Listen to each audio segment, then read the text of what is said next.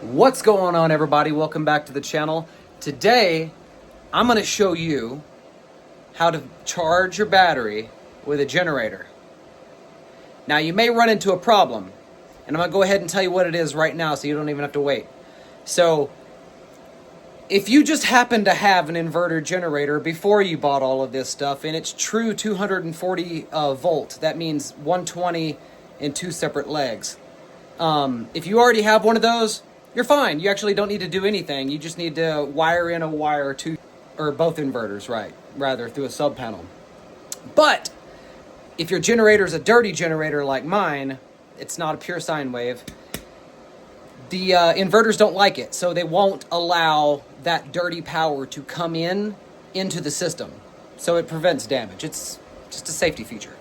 But luckily, EG4 does sell something, so I don't have to go buy a new generator. But I did have to buy this. But it's this little thing right here, and we're going to show you what it is right now. All right, so this is what we have in the box. What's in the box? So we have the Chargeverter, miscellaneous cables, so you can do things like wire up an auto start, so it'll automatically start your generator and stuff. However you wanted to set that up, if you want to do that. Me personally, I'm not going to do that. I like having complete control over my system myself. So anyways, here is the cable that you connect here, and then this connects into your generator. New power cables. So these are really nice. They're like the push-ons there, and they've already got the ends put on them, so I can just pop a hole out on the probably down here on my battery bank and fish these in. But yep, and it looks like we got a manual, and I think that's probably the mounting brackets for that joker right there. All right, so let me pop open the manual, read that, and I'll come back. All right, so what I think I'm going to do is I went and got a piece of sheet metal I'm going to put against the wall, and then I'm going to mount the Chargeverter to it. I got my hole saw over there, as you can see. I'm going to drill a hole in the side of this here battery box to run and connect the positive and negative to the bus bar. And yeah, so let me get those things done and I will be right back.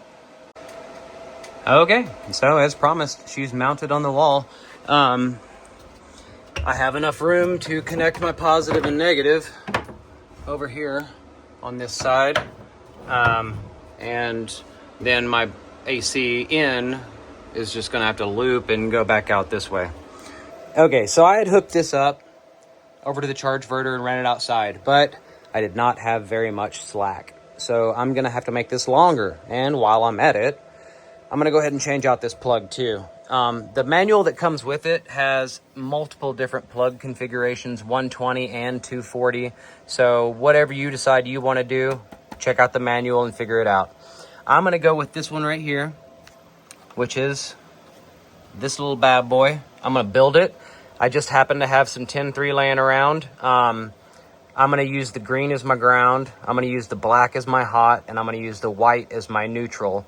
And I'm just, I know what I'm building here, so I will make it the same on both sides. As far as this right here,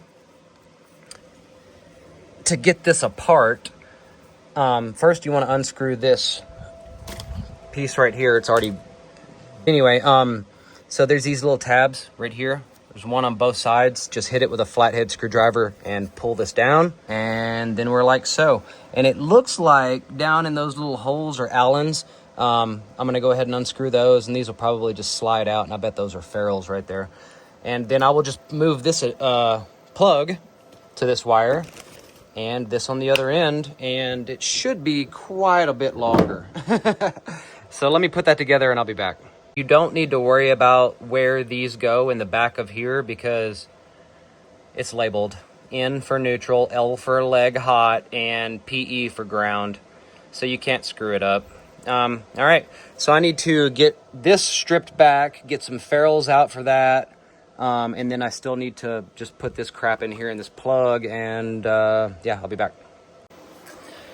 Okie dokie, so we got her built on one end at least. Just wanted to show you because I'm about to put it together. You line up, see it with that little lip boom, there it's done.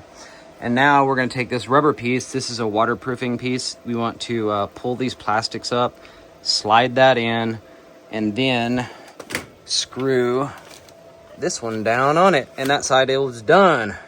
Okay, I just want to show you before I put it all together. So it's stripped back, and I did them one at a time and cut them to length so that they would all go in the correct way. So when I flip this over, the hot leg is this one. When I flip it over and you look at the picture, the hot leg is the brown one to the right. Brown, hot.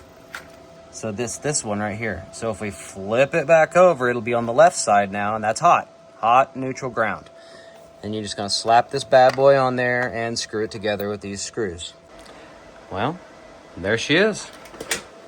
Much longer cable. Coming in the hole. I got it actually wrapped around underneath. Straight up into there.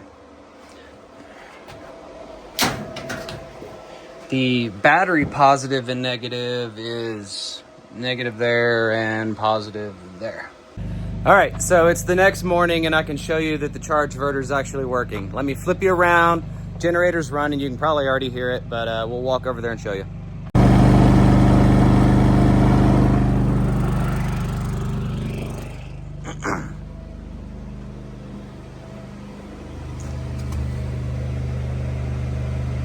.9. It's building up to 30. I set this to 30. But yeah, so she's good. Now I know somebody's gonna notice in the video that the generator that I'm running right now is an inverter generator. Well, the difference is it's only 120. It's not 240. But using the Chargeverter allows me to use 120 to charge, whereas the inverters need true 240 and inverter pure sine wave. But anyway, we got it done. If you got any questions, hit me down below. Peace!